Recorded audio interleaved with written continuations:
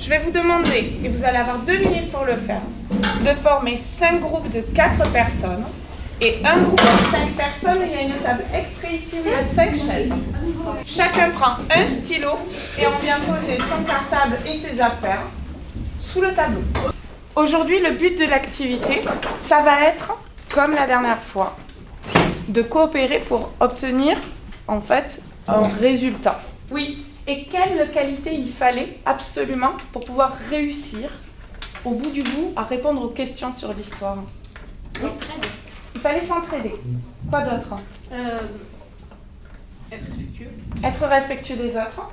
N'oublier aucun détail de l'histoire, parce que sinon on peut oublier quelque chose et c'est trop important, parce qu'après on a un problème dans la suite de l'histoire.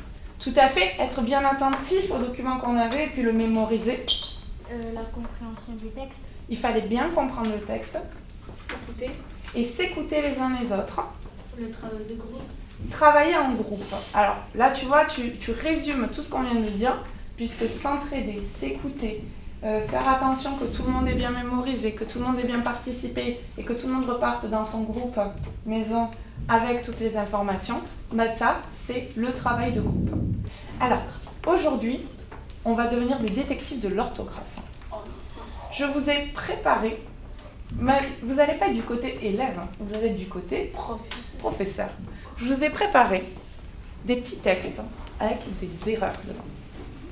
À la fin, est-ce que vous souhaiterez tester sur une seule erreur? Non. Sur toutes les erreurs. Donc il faudra être très attentif aux consignes que je vais donner. On commence? Ça vous va? Oui. L'objectif, c'est donc de s'entraider, de bien s'écouter, de faire attention à ce que chacun puisse participer et comprendre correctement pour pouvoir réussir l'activité finale. Je vais vous demander de choisir parmi votre groupe un numéro de 1 à 4. Ça n'a pas d'importance. Chacun devient le numéro 1. Vous êtes dans vos groupes maison et vous choisissez un numéro. Tous les numéros 1, vous levez la main et vous venez, s'il vous plaît, vous installer à la table qui est là-bas. Il va falloir apporter les chaises.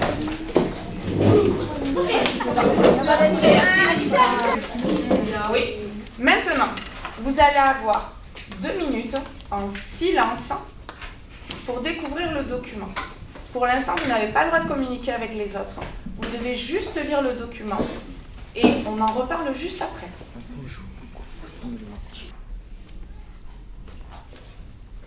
Vous allez avoir 5 minutes avec tout votre groupe d'experts, de détectives d'orthographe, pour trouver toutes ces erreurs et proposer une correction. Et la week-end. Et là, c'est ouvert. Bah oui, c'est écrit ouvert. Parce que c'est frère à elle. C'est passé à toi, par exemple. De facile, mais c'est les miens. Il faut rajouter un. Elle neutre ou pas elle? Bah oui. Mais attends, où? Il n'y a pas d'accent normalement à où? Là. Oui, là. Voilà. Bah oui, pas une. Ah ouais. C'est pas français cartographie. Mais c'est quoi, c'est pas. Mais si, elle a dit, c'est un texte avec des erreurs. Bah oui, cacographie. Ça, c'est pas français, cacographie. Ne travaille pas. Voilà. Ne travaille pas. En fait, ils ont oublié la dédication. Et du coup, vous êtes en train de vous rendre compte que toutes les erreurs dans votre texte sont dues à la même chose.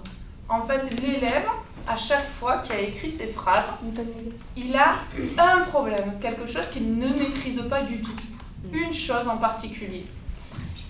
Et vous allez, s'il vous plaît, essayer de lui rédiger une petite leçon juste pour lui, pour qu'il puisse ne plus reproduire cette erreur. Notre jour, on a que les après. On avait pas de comment on appelle ces mots-là? Grammaire. Non, rappelez-vous, quand on a 2 mots qui se prononcent pareil, mais qui ne s'écrivent pas pareil. Juste la première lettre, c'est quoi la première lettre? Un H. H. Oui. Homophone. Exactement. Ah ouais. Votre élève, c'est quoi son problème?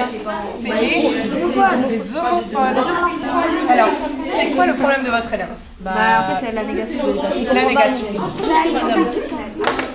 Il oublie toujours ces S ou ces X. Comment on appelle ça? Le fait de mettre des S ou des X.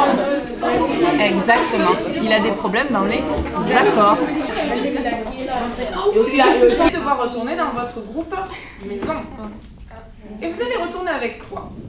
Non, avec rien du tout. Vous n'avez pas de document. Je vous l'ai dit, il faut. Et qu'est-ce que vous allez raconter à votre groupe maison? On va les fautes qu'on a trouvées. Exactement, les erreurs que vous avez trouvées. Plus loin. Et devinez quoi? Je vais vous donner, une fois que vous serez revenu dans votre groupe maison, un nouveau texte de cet élève. Ah oui, comment? Et il y aura des erreurs partout. Donc il faudra bien avoir mémorisé sa petite leçon pour pouvoir aider votre groupe à corriger correctement la dernière orthographie. Sur ce papier, vous n'allez pas marquer toute la leçon, d'accord? Vous allez marquer les mots-clés qui vont vous permettre de vous en rappeler. Ok? Vous pouvez mettre des phrases aussi si ça vous aide.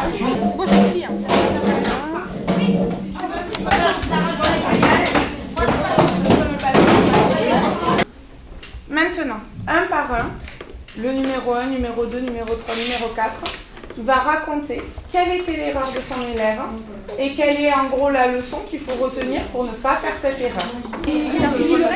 Moi, il oublie les S. Les S, moi, les homophones. Pourquoi? Toi, le porte-parole. Moi, il oublie. Pour les verbes, il pouvait. En fait, il savait pas bien les terminaisons. Pour le pluriel, il faisait les verbes. Et un peu avec les pronoms personnels. Et du coup, on lui a fait une leçon. Oui, il oublie la négation. Parce que, par exemple, il n'y avait pas. Il y avait.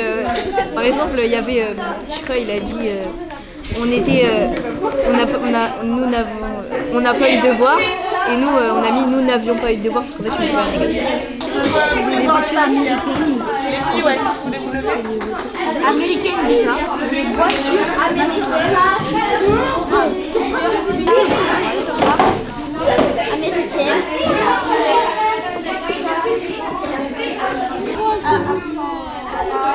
Ça, c'est pas une erreur. Ça, c'est pas une erreur. Voilà, ouais. Et ça,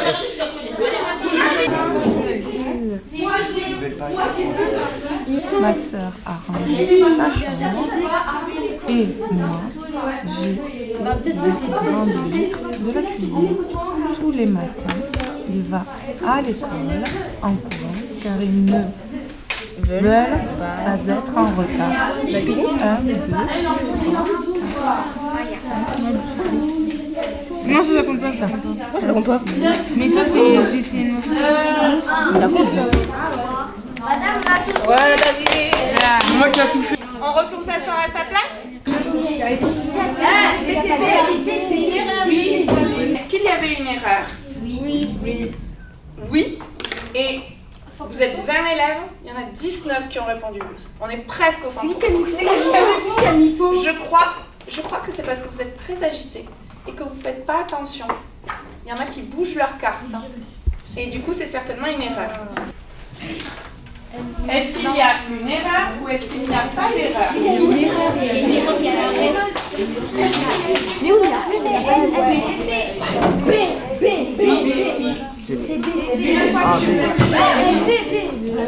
Donc ici, si on se reconcentre un peu, quelle est l'erreur ici? Leslie. Dans L son, c'est L avec un S. Pourquoi? Parce qu'il y a son. Et son, c'est la troisième personne du pronom. Tout à fait. Donc ici, l'élève, quelle erreur a-t-il faite? Il n'a pas Le S. Alors, si on essaie de préciser, il n'a pas. Mettre un S, ça s'appelle accordé. Il n'a pas accordé quoi avec quoi? Le sujet avec le verbe. Que pendant que vous travaillez, je ne sais pas si vous m'avez vu parfois, mais je suis passée pour vous observer et pour écouter ce que vous disiez. Parce que, rappelez-vous, l'objectif qu'on avait fixé au début, c'était de s'entraider pour pouvoir travailler en équipe et réussir l'activité. Ici, j'ai repéré deux choses qui m'ont semblé importantes. La première, elle est très positive. C'est que j'ai vu que vous aviez vraiment fait un effort pour bien communiquer avec les uns avec les autres. Il n'y avait quasiment aucun groupe dans lequel un élève était à part et n'a pas eu l'opportunité de s'exprimer. Est-ce que ça favorise la réussite de cet exercice, si on communique bien? Oui. D'accord. Donc ça, c'est ce qu'il faut garder en tête. Bien communiquer et laisser à chacun la place de s'exprimer. Par contre, il y a un groupe, je ne citerai pas lequel, dans lequel il y a eu un petit problème de communication. Il y a un élève qui a coupé la parole à la personne qui était en train de raconter sa leçon. Qu'est-ce que vous en pensez? Oui. C'est pas respectueux. Comment s'est senti l'élève à qui on a coupé la parole, d'après vous? Et est-ce que ça, quand on se sent mal en classe et qu'on est en train de travailler, qu'on poursuit un objectif, est-ce que ça nous aide à réussir? Du coup, quand on vous demande de ne pas couper la parole et de respecter la parole des autres, c'est dans quel but? Oui? De garder une bonne relation. Non seulement de garder des bonnes relations entre élèves, c'est très important de se faire confiance pour pouvoir progresser ensemble. Que les élèves du groupe ne se sentent pas intimidés, ils peuvent parler librement. Que chacun se sente suffisamment en confiance pour parler librement. Et tout ça, est-ce que ça sert à mieux apprendre? Oui. On apprend mieux quand on s'entraide. Ça a été prouvé scientifiquement. Donc, je vous remercie pour la séance d'aujourd'hui. Je vais vous demander d'aller poser, s'il vous plaît, toutes les petites choses là-bas, de reprendre vos affaires et vous pouvez sortir le pion.